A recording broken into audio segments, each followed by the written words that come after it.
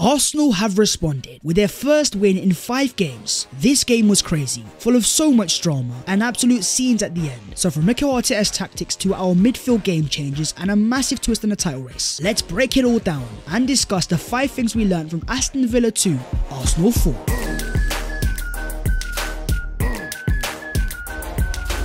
Yo, what is going on guys? My name is Babs14, welcome back to your boys channel, and oh boy was it a good evening at Villa Park. Sensational scenes in the 94th minute, and we've got so much to analyse, so as per, go down there and smash a like on the video if you enjoy, subscribe to the channel if you are new, and help your boy as we are so close to 150,000 subscribers. But starting off with the main man, Bukayo Saka. This game was all about a bounce back, and after Aston Villa scored the opening goal, massive questions were asked over the character of this Arsenal team. So up step our main man, smashing the ball into the back of the net in emphatic fashion, his 9th goal of the season. Alongside his 8 assists, Bukayo Saka has been directly involved in 17 goals and assists in the Premier League this season, behind only centre forwards Erling Haaland and Harry Kane. In this game winning duel after duel, 11 ground duels in total, and after scoring his goal he brought out the Thierry Henry celebration. When Arsenal need a guy to turn to give the ball to, that player is becoming Bukayo Saka. But in a battle against the Aston Villa fullback, he was getting fouled left, right and centre, and at times he looked injured, but Mikel Arteta says that Saka is fine. He got kicked quite a lot again, but he's going to have to deal with that. Not every week,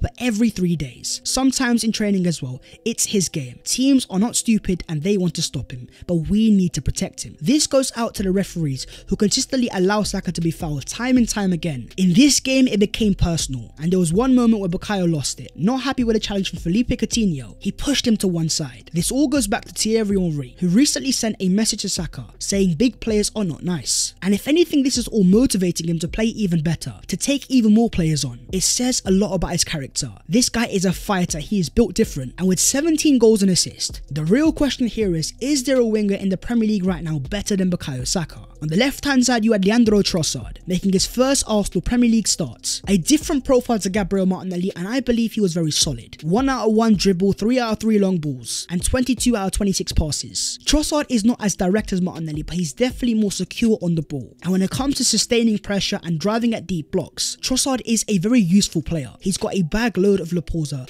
knowing exactly when to slow it down. But then came on Gabriel Martinelli. Out of form and out of favour, but he was a man on a mission. Direct as ever, taking players on. This was the Martinelli that so many fans love. And his goal was massive. Not just for Arsenal, but also himself. His first goal in 2023. He was celebrating before he even went in. An open goal with no Emi Martinez, an XG of 0.99. The easiest goal he'll ever score in his career, but they all count the same. And for a player that's been out of confidence, it's exactly what he needed. It was a very impressive cameo off the bench, showing signs of himself at his best. Mikel Arteta has a massive dilemma. Arsenal now have 2 very good left wingers, both capable of being starters, but also of a different profile, so going into that massive game against Leicester, I wonder who's going to start. We also need to talk about Eddie Nketiah. He definitely tried and he was working very hard, but he was also very wasteful, missing 2 massive opportunities, especially one created by Martin Odegaard. A one-on-one chance. On his stronger foot, he has to score. If Arsenal want to be a team that wins the title, you need to be ruthless. And recently in Nketiah's game, he has been pretty wasteful. The positive is that he's getting into the right positions, but if he wants to be classified as the best of the best strikers, Eddie Nketiah needs to be more clinical. And going into the future, with the form of Trossard and the potential of Gabriel Martinelli, I wonder is there a way where Mikel Arteta could throw both Martinelli and Trossard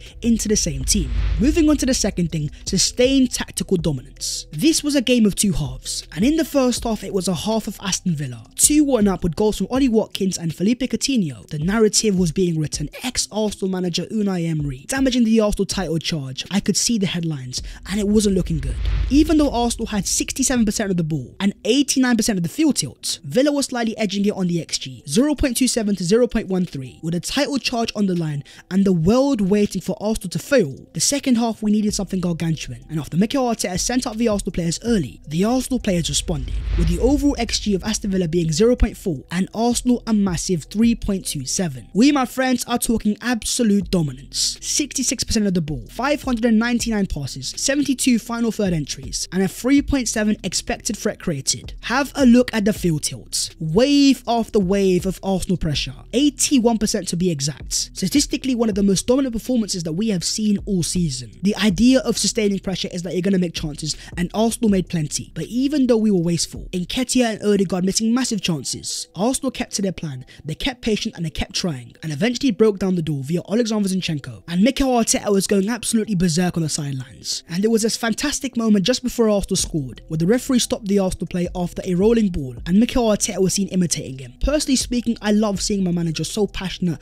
and so animated. For the players, that has to be invigorating. When they see their manager there side by side, the pressure was building. We entered the 90th minute, and after banging and banging of that door, a Jorginho goal in the 94th minute broke the door down. Off the crossbar and onto the head of Emi Martinez. Lady Luck was on Arsenal's side, but if you don't try, you don't succeed. The first time that Arsenal have won a Premier League game that they were losing at half-time outside of London since December 2009. Teams are giving Arsenal a different level of respect, sitting back and giving us the lowest of deep blocks, because they realise that Arsenal are too good at sustaining pressure. But when the games against Everton and Brentford, Arsenal were unable to break down the low blocks. In this game, Arsenal found a way. It's a sign of a team that never gave up. To win a game in the 90th minute, a win like this is so galvanising. It gets the team and fans believing. And personally speaking, I prefer wins like this over your standard 2-0s because it's so much more emotional. It means so much more. Talk to me down below in the comments. What did you guys make of Mikel Arteta's tactics? And how did you react after Arsenal's 94th minute winner? Moving on to the third thing, the midfield game changes. A midfield three without Thomas Partey, but when the going got tough, up stepped the Arsenal captain Martin Odegaard, assisting the Arsenal second, his 14th goal involvement in the Premier League this season. Odegaard missed a massive chance in the second half. It was horrendous and I couldn't believe it, but in that moment there was a question asked of his character and he responded in the perfect manner. It seemed to make him even stronger. He wanted the ball even more, and his overall game stats are sensational. 52 passes completed, 7 key passes, 2 out of 2 long balls, 2 big chances created, and 3 out of 3 dribbles. The highest Arsenal player in terms of goal probability added. He was the one orchestrating, and the fact that he grew into the game after his massive miss. That is what captains do. They rise to the occasions. But then you have the number 6. With no Thomas Partey available, who according to Chris Wheatley was left out via precaution, and Mikel Arteta saying he's still not fit. He didn't even train with us yesterday, and he probably needs another week. Up stepped January signing Jorginho. A January signing that was heavily scrutinised, but as Mikel Arteta says, we needed a magic moment and Jorginho produced it. As this meme says, I am not the stepfather, I am the father that stepped up. Jorginho puts on a midfield classic. 91 touches, 71 passes completed, 2 key passes, and 4 out of 5 long balls. This is why I was not panicking when Arsenal signed him, because he might not be the long-term solution, but his on-ball ability is of the highest standard. Jorginho's got the passing range of a playmaker playing as a number 6, and that's a very useful thing when Arsenal are trying to break down a deep block. And in this Arsenal team, he is given an environment with the inverted fullbacks of Zinchenko and Ben White. He rarely gets exposed, and he's put in an environment where he can excel in terms of passing. It's a reminder to Arsenal fans of Mikel Arteta's talent ID. Mikel Arteta says that Arsenal fans are going to fall in love with Jorginho. But then you have the left-hand side. Starting off as Granit Xhaka, and he tried his best, but it wasn't his best performance, and winning only 2 out of 7 ground duels. The profile wasn't working, it was time to throw on Fabio Vieira, and he made an impact. He was able to assist the Arsenal fourth, threading through Gabriel Martinelli to an open goal. Some people might see that as easy, but I see a player that is very composed, and he picked his perfect moment, but not in terms of celebration, as he was celebrating the moment he played the pass. His 5th Arsenal assist in all competitions this season. He's got that final pass, but he's also more comfortable than Xhaka in that final third, because he's that type of player. But right now it looks like Xhaka needs a break. He's been starting so many games for Arsenal this season. He looks a bit mentally fatigued, a bit lacking of ideas, whereas Vieira looks sharp and ready. I'm going to throw it to you guys down below in the comments. Do you believe it's time for Mikel Arteta to start Fabio Vieira over Granit Xhaka? Moving on to the fourth thing, defensive concerns. Arsenal have now gone 5 games without a clean sheet, conceding 9 goals in that period of time. Even though Arsenal was so dominant on the counter-attack, we were definitely sloppy. In the first goal, Zinchenko loses the ball, and Ollie Watkins gets the ball 1v1 with Saliba, who gives him too much space and time, and when you have a player who's confident, he was always going to smash it into the back of the net. But even in terms of the second goal, it was too easy easy for Aston Villa. Recently, Arsenal have been conceding too many cheap goals. The likes of Ben White and Saliba have slightly dropped off, and this is the concern because when you have young players, their games at times can be inconsistent. Today, the Arsenal attack bailed us out, but to win a Premier League title, defensively you need to be solid, especially as we enter the business end of the season. And even in terms of left back in Alexander Zinchenko, who made it 2-2 and scored his first ever goal in Premier League history after 92 appearances and his 74th shot. He's Arsenal's 13th different goal scorer in the Premier League this season, the most of any team. Zinchenko says from this game, I would like to say two things. First, we took an unbelievable lesson for all of us, that we need to believe until the very end. Like I said in the past, this group has such amazing people and can achieve everything they want. We love the inverted fullback, but in recent games, sometimes Zinchenko has been overcomplicating it, taking too long on the ball. It slows down the Arsenal left-hand side, and as you can see in the Arsenal passing networks, the left-hand side is very close together, and it seems like Zinchenko and Saka sometimes are getting into each other's way. Potentially that's another case to give a start to Fabio Vieira. Moving on to the fifth thing, and that is character of champions. 3 points in this game were a must, but more importantly, this game sets a massive narrative. Best believe at half-time, the entire world, all our rival fans and even our own fans, were starting to write the narrative of this is the same old Arsenal. But to come out in the second half and to get your season back on track and to score 2 goals in the 90th minute, it gives the team extra belief. And that's why even after all the recent results, this Arsenal team still had my support. Because yes, they're young players there and yes, they're going to be inconsistent, but they have the right intentions. Today it paid off with a massive victory. It changes the momentum, and in terms of the title race, there has been a massive result. Following Arsenal's victory, Man City went to Nottingham Forest away and dropped 2 massive points,